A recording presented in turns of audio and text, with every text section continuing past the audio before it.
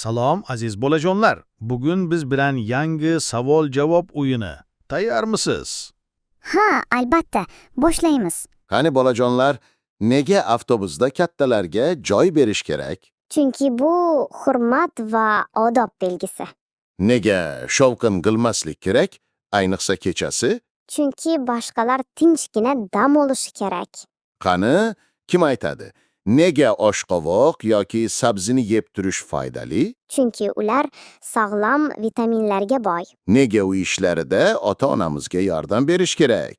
Chunki bu oilani mustahkamlaydi. Qani bolajonlar, nega eski o'yinchoqlarni tashlamasdan boshqalarga berish yaxshi? Chunki ular boshqa bolalarni xursand qiladi.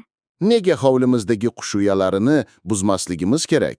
Chunki qushlar ham o'z uyiga muhtoj. Qani, kim aytadi? Nega ko'chada axlat tashlash yomon odat? Chunki bu atrof muhitni iflos qiladi. Nega maktabga toza va tartibli kiyimda borish kerak? Chunki bu bizning odobimizni ko'rsatadi. Qani bolajonlar, nega o'zimizni boshqalardan ustun qo'ymasligimiz kerak? Chunki hamma inson teng huquqli. Nega boshqalarning narsasini so'ramasdan olmaymiz? Chunki bu o'g'irlikka kiradi. Qani, kim aytadi? Nega har kuni ertalab badan tarbiya qilish kerak? Chunki bu sog'ligimizni mustahkamlaydi. Nega elektr jihozlari bilan ehtiyotkor bo'lish kerak? Chunki ular xavfli bo'lishi mumkin. Qani bolajonlar, nega suv ichishning o'z vaqti bor? Chunki to'g'ri vaqtda ichish sog'lik uchun foydali.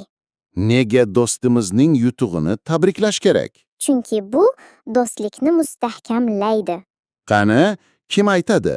Nega mahallamizdagi tozalik ishlarida qatnashish yaxshi? Chunki bu hamjamiyatni obod qiladi. Nega ota-onaga har kuni yaxshi gap aytish kerak? Chunki ular bizni doimo qo'llab-quvvatlaydi. Qani bolajonlar, nega dars vaqtida telefon o'ynamaslik kerak? Chunki bu o'qishga xalal beradi. Nega qishloqda chorva hayvonlariga g'amxo'rlik qilish kerak? Chunki ular ham bizning hayotimizda muhim. Qani, kim aytadi? Nega sovuq kunlarda issiq kiyim kiyish kerak? Chunki sovqatish sog'lik uchun xavfli. Nega biror ishni boshlashdan oldin reja tuzish yaxshi? Chunki reja ishni aniq va oson qiladi. Juda ajoyib. Bugun yana ko'p foydali narsalarni o'rgandik.